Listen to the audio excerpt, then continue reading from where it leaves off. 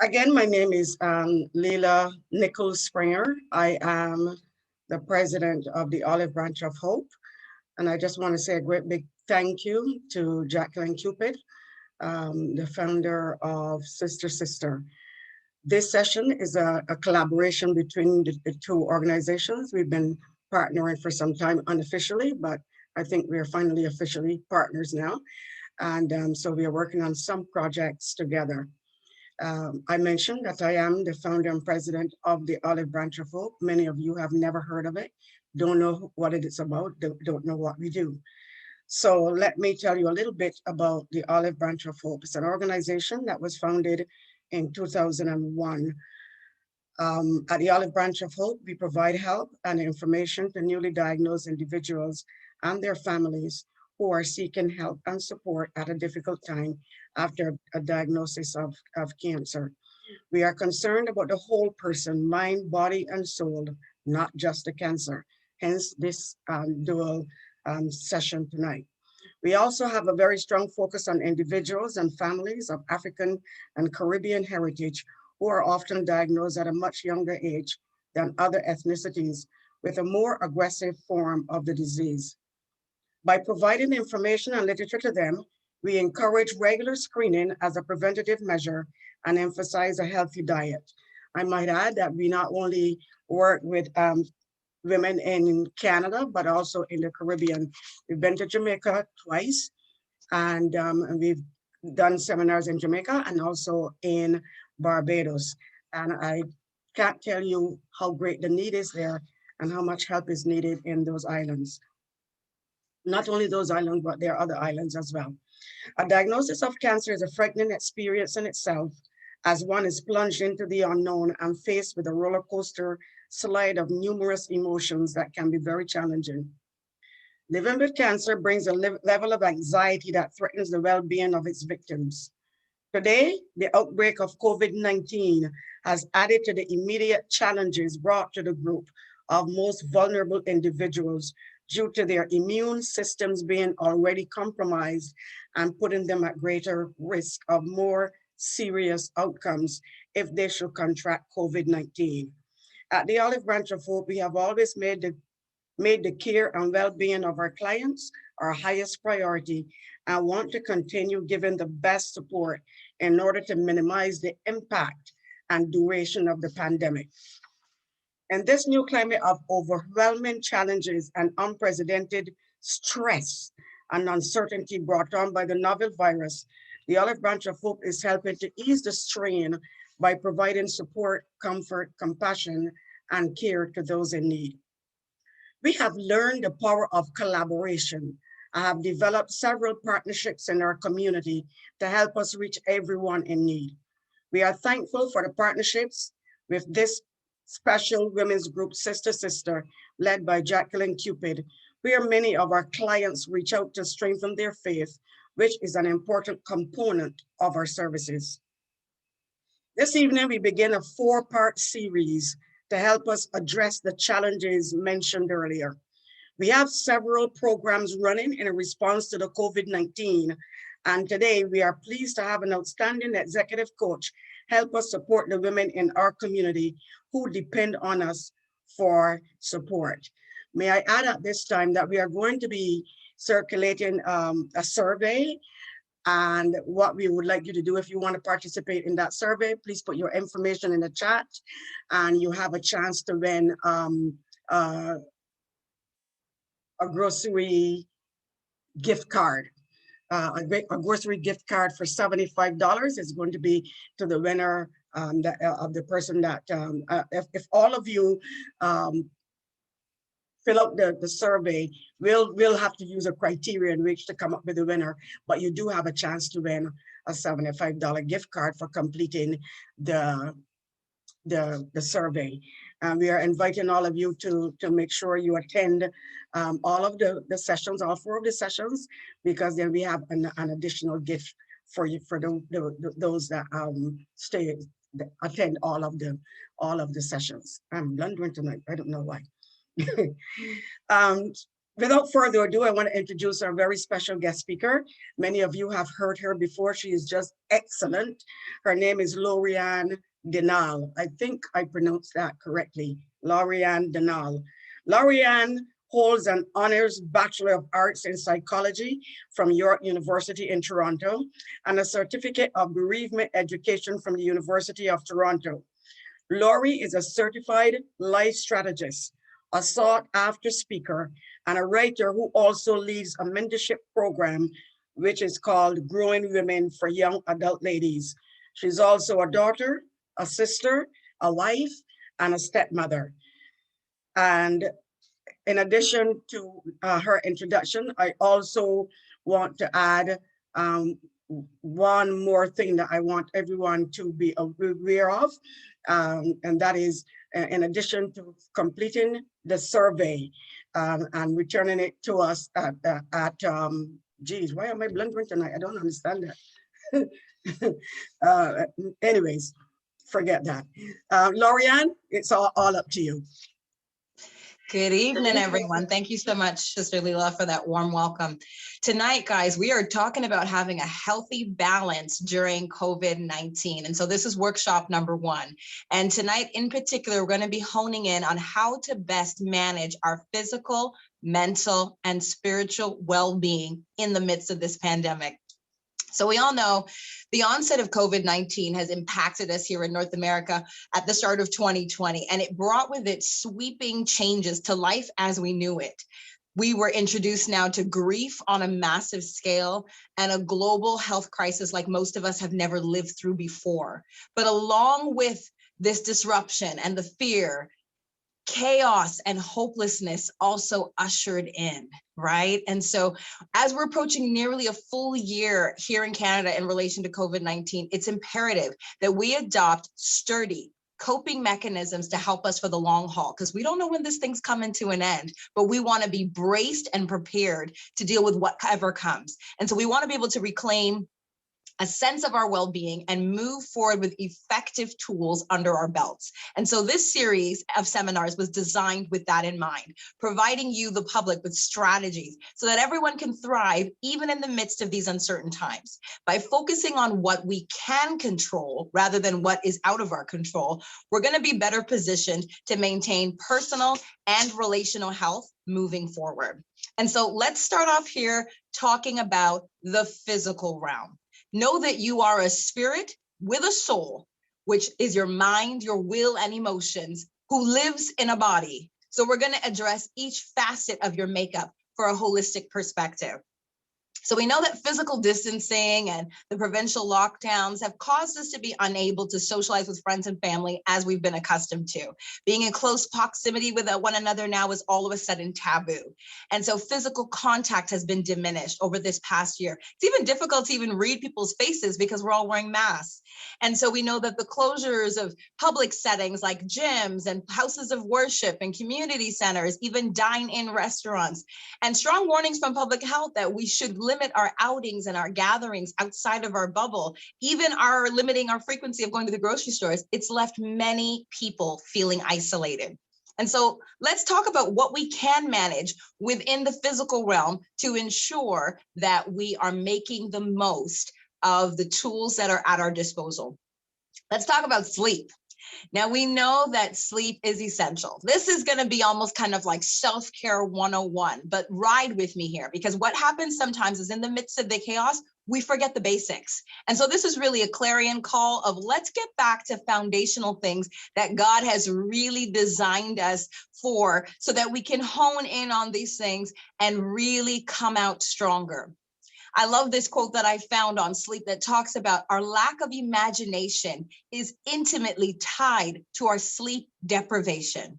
Can you imagine the kind of world we would live in if we were properly rested and then we had time to now dream of a better society? And so what's happening is that in the midst of this pandemic and people are worried and fearful, it's impacting our sleep, right? And so what ends up happening here is that it's impacting us on levels that we don't even think about. We know that sleep, it's essential. It's essential for proper brain functioning. Sleep also helps us to control our metabolism and our weight. It promotes stable moods, helps to prevent cardiovascular disease. Good sleep boosts our immune system and function, and it increases our knowledge retention and our short-term and long-term memory. And so ideally, you want to get 7 to 8 hours of good sleep every night. Even further to that, going to bed around 10 p.m. is considered a sweet spot and is highly recommended by most doctors and researchers, because you want to align your sleep patterns with the natural circadian rhythms. By that, I mean sleeping while it's dark and being awake while there's light of day, so that you're aligned with the environment. That is how we were hardwired, is to wake and sleep with the setting of the sun and the setting of the moon, all of those sort of things. And so these are really considered your healing hours. In between that 10 p.m. to 6 a.m., healing hours where the body is being restored and regenerating, so that you can wake up feeling properly rested and rejuvenated. And so I want you to fight for your sleep.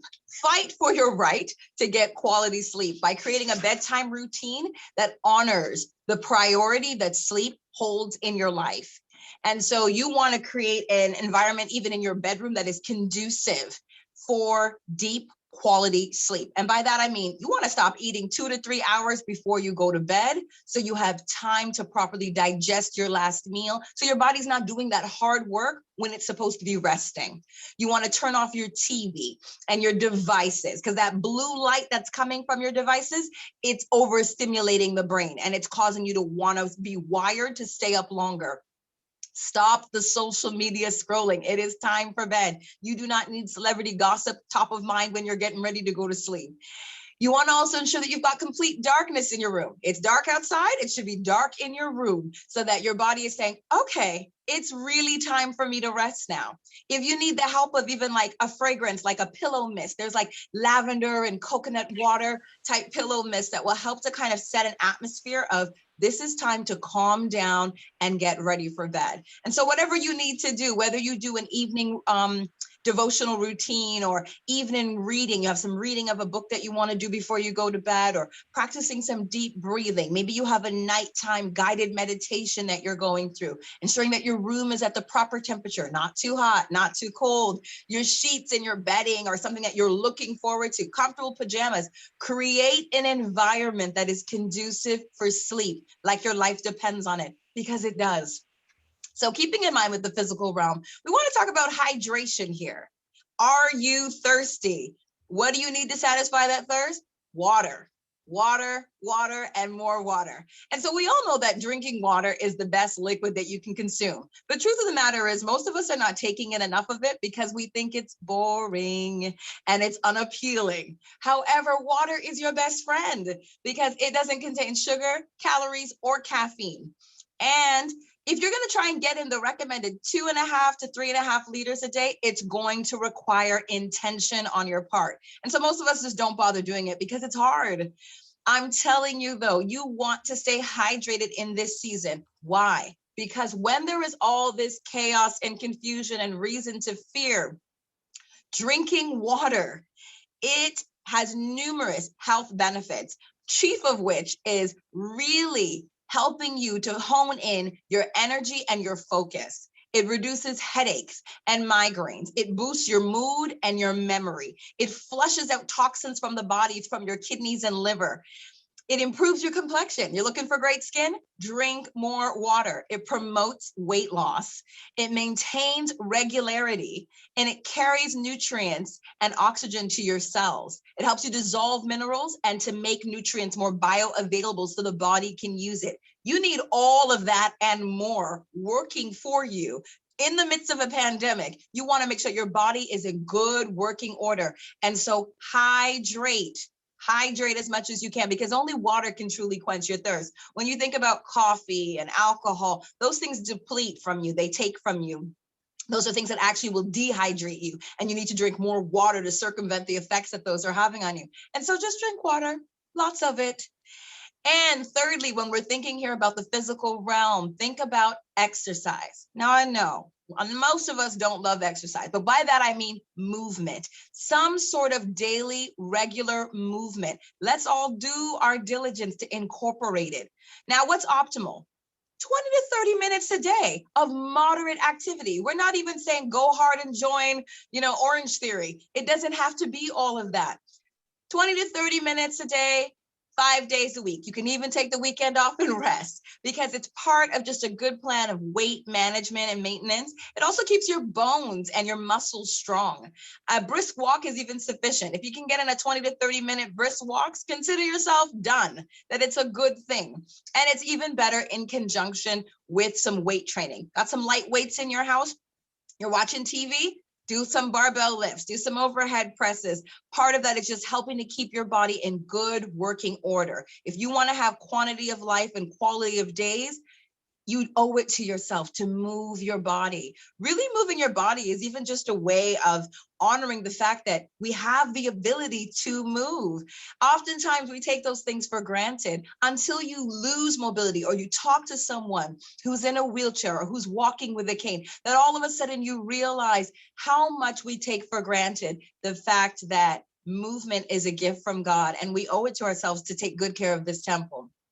And so know that even when you're working from home right now in this season, you're sitting at a computer for much of the day, get up, give yourself some breaks. I recommend every hour, if possible, even 2 minutes, get up from your desk, shake it out, get a stretch, take a couple of steps, get a drink of water. I'm telling you, even in my own personal experience, I set an alarm on my cell phone that every hour on the hour that I should walk 500 steps and have a cup of water. That's the way that I ensure that my step goals and my water goals are achieved on a daily basis. I'm telling you, it takes attention. It doesn't happen by accident.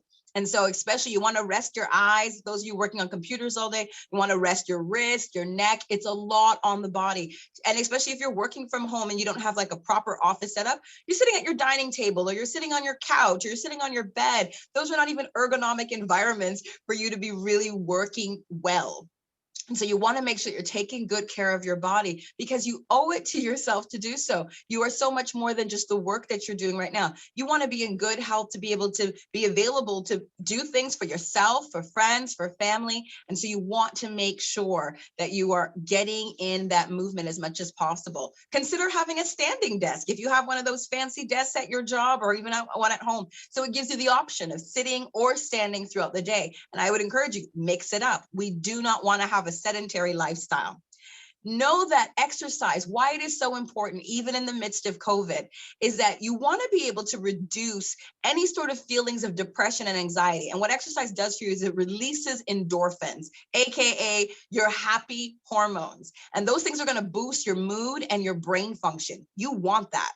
It's going to aid you in weight management, because in a minute, we're going to talk about nutrition and why it is so important. But ultimately, it's good for your heart health. It improves your stiffness in your joints. Exercise. Think of it as just movement. Maybe exercise has become a dirty word, a cliche word. Let's use movement, daily movement, and really shift our mentality towards, I don't have to work out, I get to work out. And it's a privilege. And so it's a shift in our mindset. So fourthly, we want to think about nutrition when we're sitting here talking about the physical realm. So I'm sure many of you have heard the jokes or you've seen the memes that talk about, COVID-15 or the COVID-9 or the COVID-10 or the COVID-19, even in terms of the amount of pounds that people are gaining during this season. As we're now nearing about a year of this kind of lockdown, quarantine, mask wearing lifestyle, folks, there is no excuse anymore for us to be just allowing the pounds to pack on. Do better for yourself. And so I want you to engage in mindful eating. And by that, I mean, think about what you're putting in your mouth. So many times we're doing these mindless activities like working all day on the computer, or watching television and vegging out at the end of the night with our family, and you got your hand in the bag of the chips and you're thinking, oh, I'm just going to have a little bit, and two twos you look and the whole bag is finished. You weren't even thinking about it. Stop that. Let's be mindful about what it is we're putting into our temple here. Know that being at home, of course, there's a tendency there to overindulge in comfort food or takeout. Everyone's got Uber Eats on their phone, and it's just so easy to just place an order and have your food come to you. And it's not always the healthiest of choices. And so if anything, this season, if you haven't learned already, it's never too late. Start cooking more at home.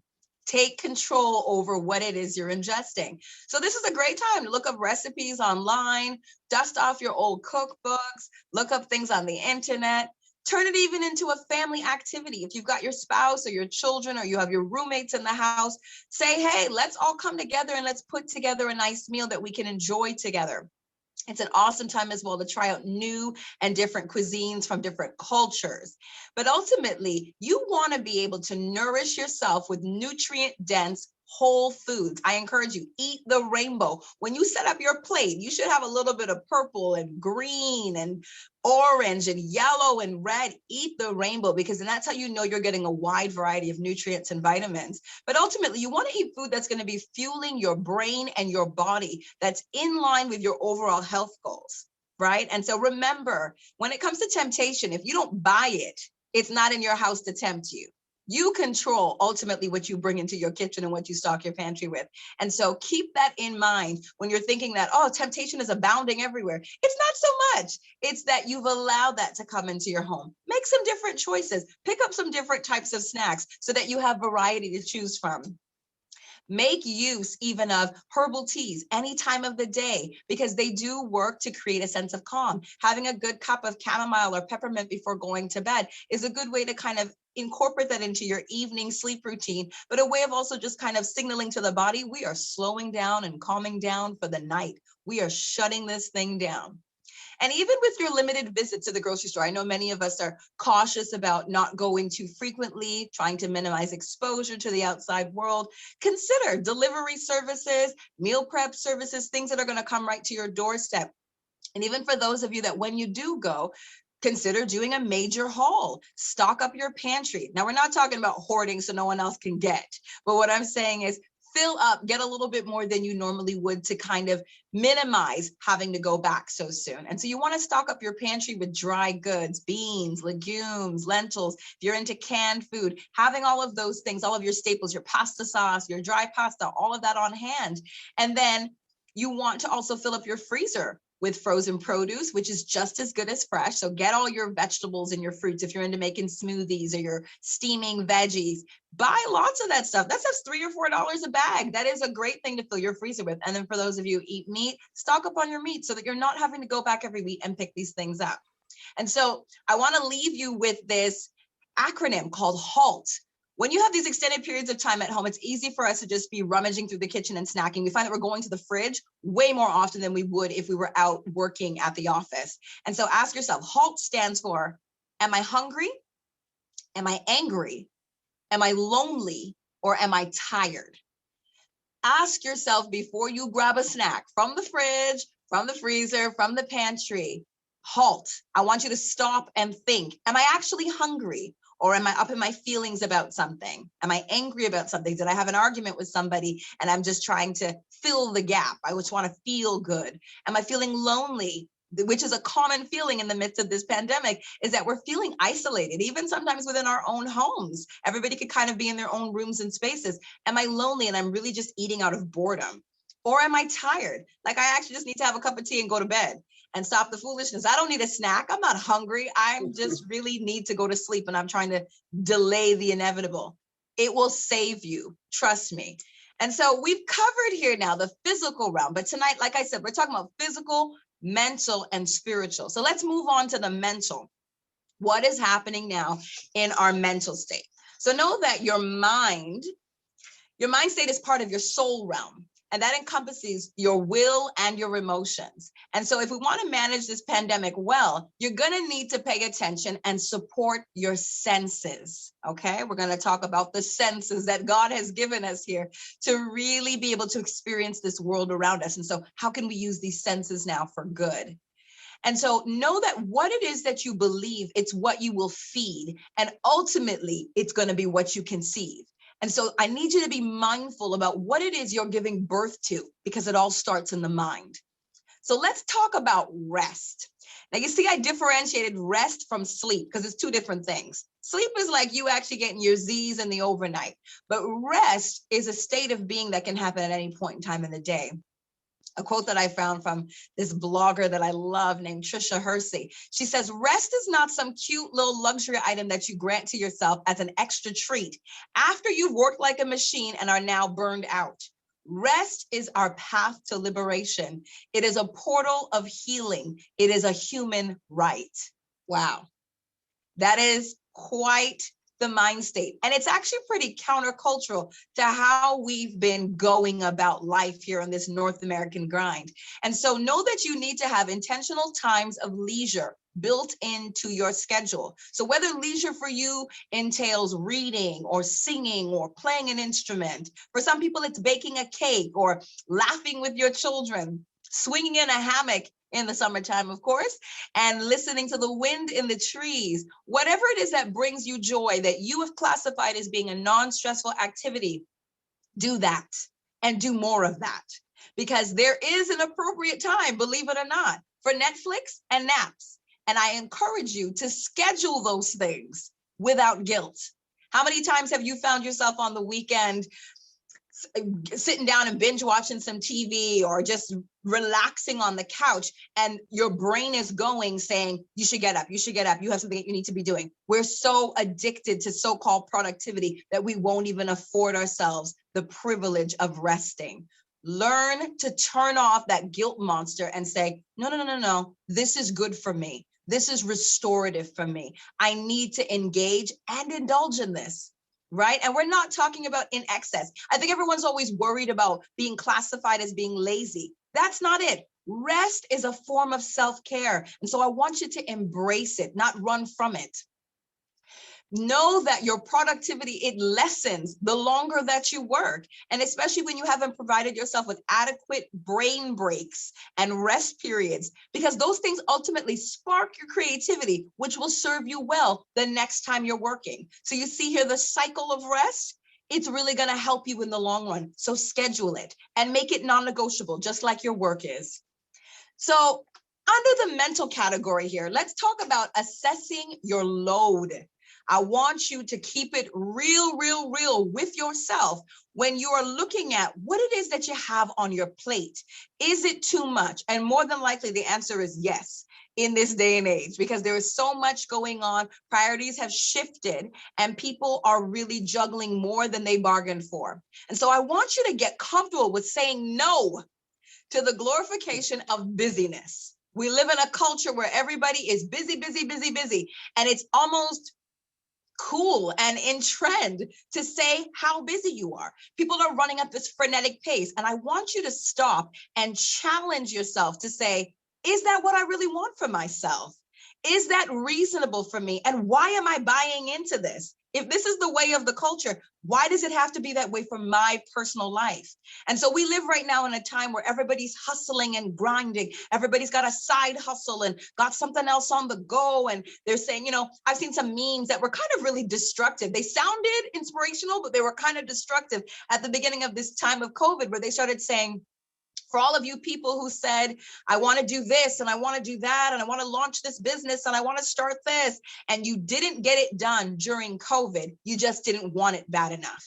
And I thought, I understand that you're trying to hold people accountable for their use of time. And the complaint that we didn't have enough time, COVID created a space for some of us, not everybody, for some of us to have a little bit more time than usual. But the fact of the matter is, maybe this was a time that you needed to slow down for your own good. You needed to slow down so you could rest. You needed to slow down so you could connect with family. You needed to slow down so you could take stock and inventory of what's happening in the management of your finances. And so perhaps the slowdown was a divine order that actually was to help you in another area, not for you to take up more things and add them to your plate. And so I want you to question sometimes the hustle and grind culture that we're living in so you don't fall prey to it.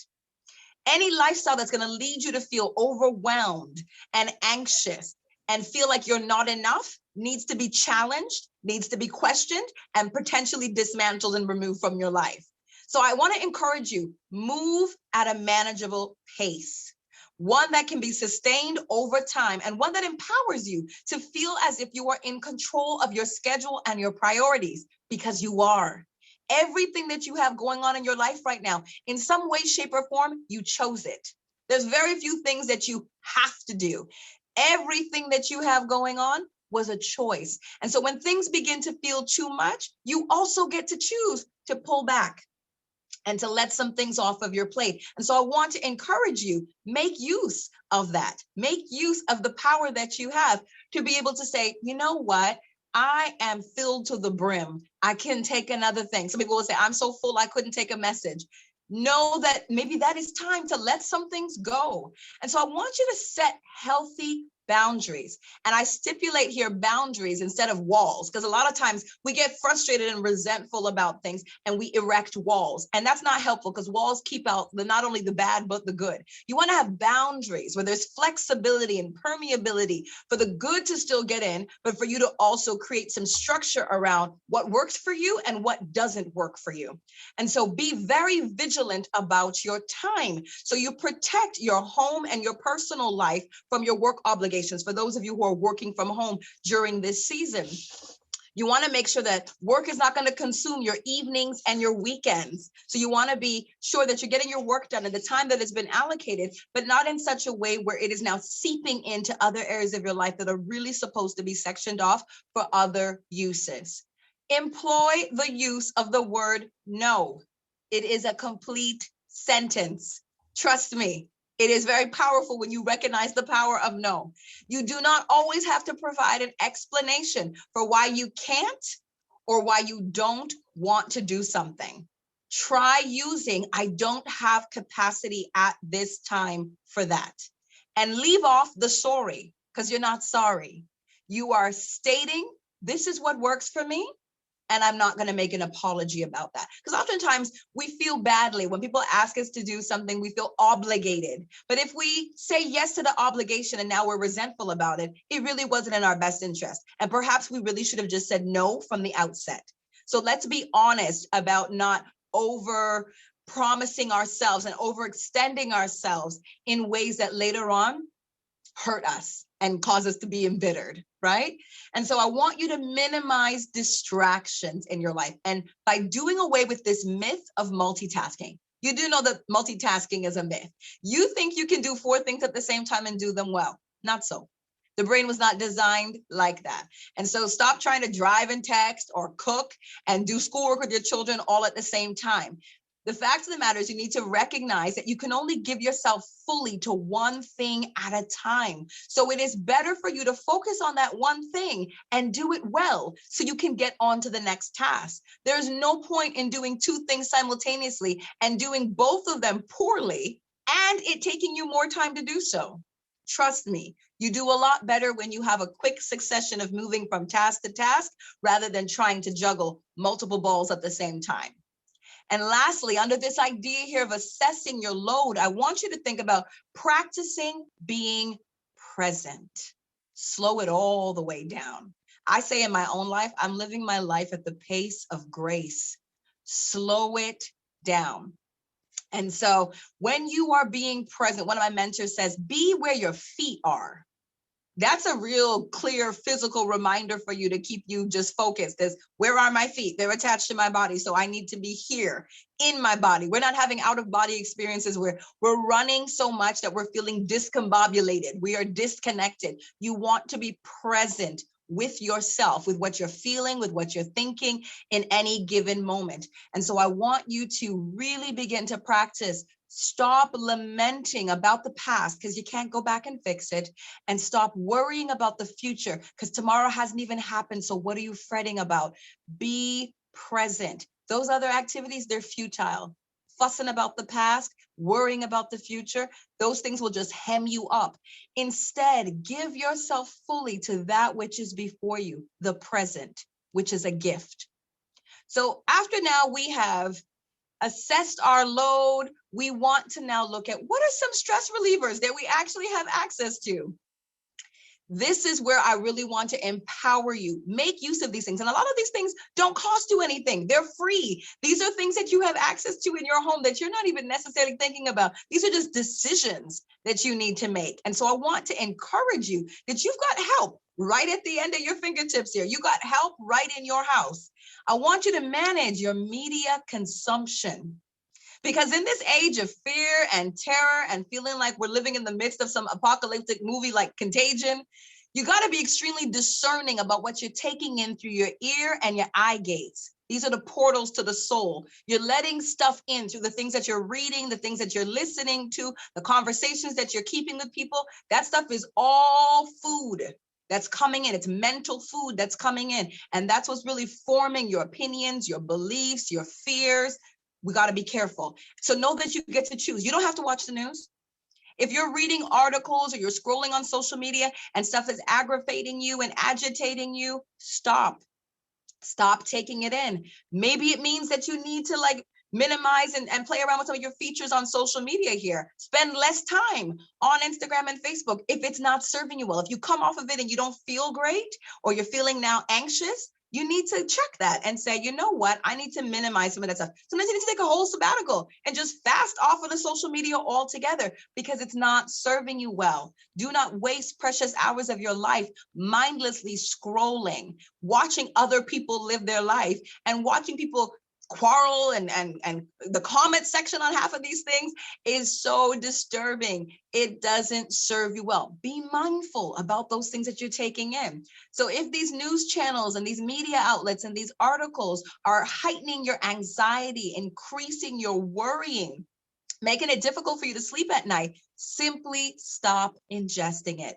Perfect peace belongs to people whose minds are stayed on higher things. You want high frequency type thinking, things that are elevated, things that are truthful and right, things that are pure and lovely. You want to think about good things because that will set you in a good space.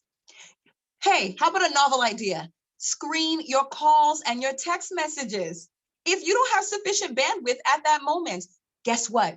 You don't have to answer. You don't have to answer right now. And that is so freeing to know that you don't have to answer every phone call and respond to every text message, especially if it is inducing any sort of stress or anxiety. You're feeling overwhelmed, like I've just had too many messages today. Turn the phone off and go about your business. That is an amazing way for you to take back charge over how you are feeling. So we talked about, I want you to cater to your senses. Sight, sound, smell, touch, taste. These are all gifts given to us by God to experience the stimuli of the environment around us. And so for your sight, I want you to take in some nature, take in art, those things that are beautiful, things that inspire you. Get those creative juices flowing.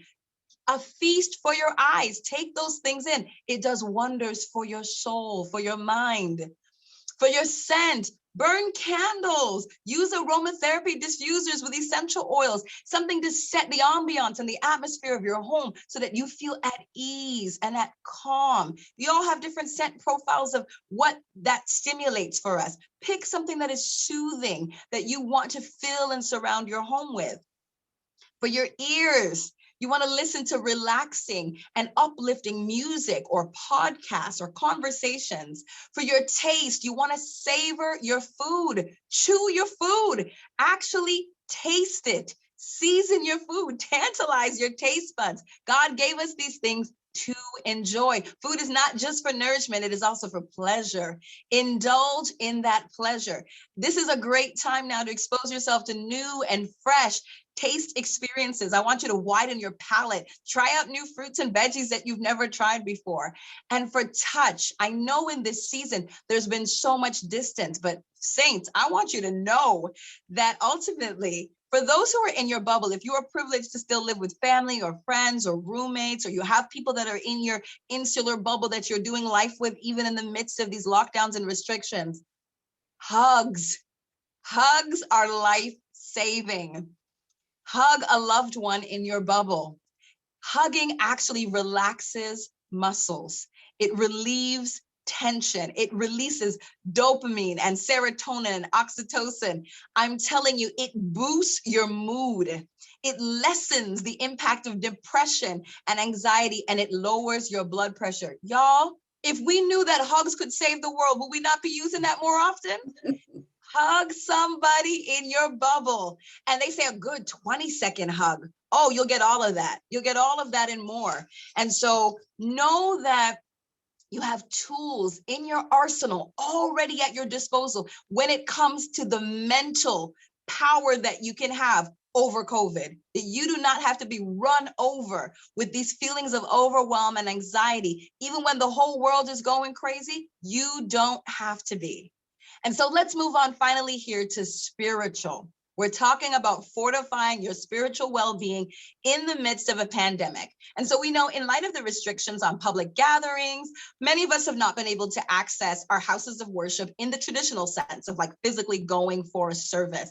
And that's made many of us feel, depending on how your church has handled things, like there's been a loss in your faith community. And this can be especially hard during this scary time of uncertainty where you want to cling to the firm foundation of your faith community and solid support systems. And so outside of regular fellowship with your people of like faith, you can also start to feel out of touch with God. And we want to make sure that you keep those bonds going. And so here are some tools that you can employ. Prayer, it's free. You have access to do it 24/7. Maintain that open communication with God, your creator. Prayer is merely a conversation. It's not about your eloquence. It's not about the length. Bring him your cares, your concerns, your frustrations, your fears. He can handle it and he wants to hear from you. So use it as often as you need to. We call it sometimes breath prayers. You're in the grocery store and you're like, dear Lord Jesus, just help me. And you're just literally in a moment crying out for some help. And he's there. He wants to talk to you. Know that he's with you even in the midst of COVID, even in the midst of loss and grief, even in the midst of, I don't know where my next paycheck is coming from. God is sitting with you in the midst of it. And so as we draw nigh to him, know that he's also drawing close to you. Combine your prayer requests with thanksgiving. So we don't just give God our laundry list of like, help me, help me, help me, and I need this and I want this. But ultimately, begin to ask for what you need, expect to receive it, and then thank him in advance that it's on the way. It changes now how you pray because there's this idea that you're like, God means me well. He's for me. He's on my side. And so when I'm talking to him as his child, he wants to give me good things. And so I'm just going to thank him in advance that it's on its way. It's coming. I also want you to just meditate on God's promises of protection and provision and purpose, even in the midst of this season. Ruminate over and over again about the times that he has been faithful to you, the times that you didn't think you were going to make it. Last week, last year, how many of us were just grateful to get through last year? That's a testimony. And so when you think back to some of your darkest and hardest days and you marvel at the fact that I am still standing, I am still here by the grace of God, that is something to get excited about. Recognize that he's never giving you more than you can bear, even when it feels like it in the moment. Trust that there will come a day where you are removed from that experience and you look back and you say, oh my gosh, I never thought I would make it, but I did. And know that his presence is ever with you. So I want you to activate prayer as much as you possibly can, because God wants to talk to you. And it's a two-way conversation. You're talking to him, and in times of stillness and in quietness, he'll speak back to you. There's sometimes just a knowing. There's an inkling. There's an urge. There's an unction inside where all of a sudden you're like, thank you. Thank you. He sends people our way, even with messages. And so know that prayer is something that we can employ in this season to help us manage our stress and our confusion. Reading and proper application of what you've been reading. So consistent reading of inspirational resources for many of us who are Christians, that may be the Bible, whether you're looking at a physical Bible or you're using apps like YouVersion. Uplifting devotionals. You want to read things that are going to remind you of the tenets of your faith to help you feel connected to your maker. So you always want to be in relationship, even through material, just learning more about God and why you believe what you believe. You also want to walk the talk. This is a great time now, while we're kind of discombobulated from our communities in a sense, you want to practice the principles. And by that, I mean, this is an opportune season, even within our bubble of our family or our friends or our colleagues or our neighbors even, to practice things like walking in love. This is a great time for forgiveness, learning how to forgive yourself and others. It's a great time for reconciling where there's been broken relationships in your life and to make amends for the people that you've wronged. It's a great opportunity to be the light, to show up as the person in your community and in your circle who is joyful and cheerful and hopeful and encouraging and inspiring other people. Be the light and behave like people who have an anchor for their souls. So when you're properly connected to your creator, you show up differently. So all of this kind of fear and chaos and panic, a lot of that can be removed when you are reminded of the tranquility and peace that relationship with him provides. I want you to activate things like journaling and cultivating a gratitude practice. Find at least 3 things every day that you can be thankful for. It will really help to shift and shape your perspective and help you to focus on the good. It will also assist you in steadying your thoughts and giving expression to your feelings by getting things down on paper. And so journal, write. You never know what will come out of it, but I trust you will feel better when you do. I also encourage you, recite daily affirmations to strengthen your spirit, to bolster your identity, who you are as a person, and to also set your intentions for the day. Know that we become what we focus on, and what you envision is ultimately what you will embody. I'm a big advocate of daily affirmations. And by that, I just mean speaking well of yourself to yourself, rooted in truth, rooted in what you know your creator thinks about you. And so I look myself in the mirror on a daily basis and I say, I thank you that I am loved. And it's an unconditional love. I thank you that I'm capable. I thank you that I'm enough. I'm more than enough. I'm called to be a conqueror. I thank you that this day is going to go well for me because I am favored. And so you can make up whatever you want to, rooted in truth, what's true for you, but also what's true of what you know your maker has said concerning you. And lastly, folks, I want to encourage you under this spiritual realm here, make use of the virtual tools and resources that are available. Okay, so there are global online church services, seminars, webinars, courses, all kinds of means through technology that you can feast on a wide variety of spiritually enriching materials worldwide. And so that is the beauty of this day and age that we're living in here, is that there's no distance. There's no distance. That church that you couldn't visit in Texas, you can now visit them online. So do so. Find an online small group centered around your core values. So whether that's a Bible study or a special interest group or a fitness community, create a village of your choosing who remind you of what you value and who will also hold you accountable as they do life with you. Keep the connections going with members of your faith community through video chats, phone calls, Facebook and Instagram live forums. Use whatever is available. Do not break the bond. Do not choose to do life alone. This is already a season that is hard enough. Find your tribe and get connected. And lastly, I really just want to encourage you, look for God in everyday experiences. I call it holy noticing, because he is in the ordinary. He's in the simple, he's in the mundane, he's in the routine, he is in the everyday, and he is looking to be found. And so the way you stay spiritually connected is be spiritually heightened with an awareness that God is everywhere and wants to be in everything that you're doing. And so in closing, I just want to say that as it comes to our physical, our mental, and our spiritual realms that make up this beautiful temple that we have, we want to be good stewards of it. And so know that whatever it is that you sustain will be what you maintain. And that's what's going to remain when all is said and done. And so I pray that you got some nuggets out of this today, some basics on some self-care, things that you can employ in really ensuring that you are living your most best and blessed lives, even in the midst of a crisis. You will be so much better for it when we come out on the other side of it, because you've put tools and techniques and strategies to use for your betterment. And so thank you so much for tuning in tonight. I really appreciate you guys, and I hope that you will join us for the upcoming 3 other seminars. The next one is on February 24th. The following ones are on March 10th and March 20th. And those will be at 8 p.m. right here again on Zoom. And so just another reminder here that for those who attend the remaining 3 sessions of the series, we're going to be covering things like finances, social well-being, and ultimately marriage and family coping strategies during COVID. And so want to plug again for Sister Leela there. Anybody who wants to win a chance for the grocery gift card, it's not too late in the chat to put in your email address so that they can send you a survey. And those who complete the survey will be eligible to win a draw for a grocery gift card. Back to you, Sister Leela. Thank you so much, Lori. You were just awesome. Everybody unmute yourselves and just let Lori know how much we appreciate our time and all the work she's put into preparing. Awesome, Lorianne. That was just awesome. Thank you. Awesome. Thank you so very, very much. Very good. Lovely. Thank you.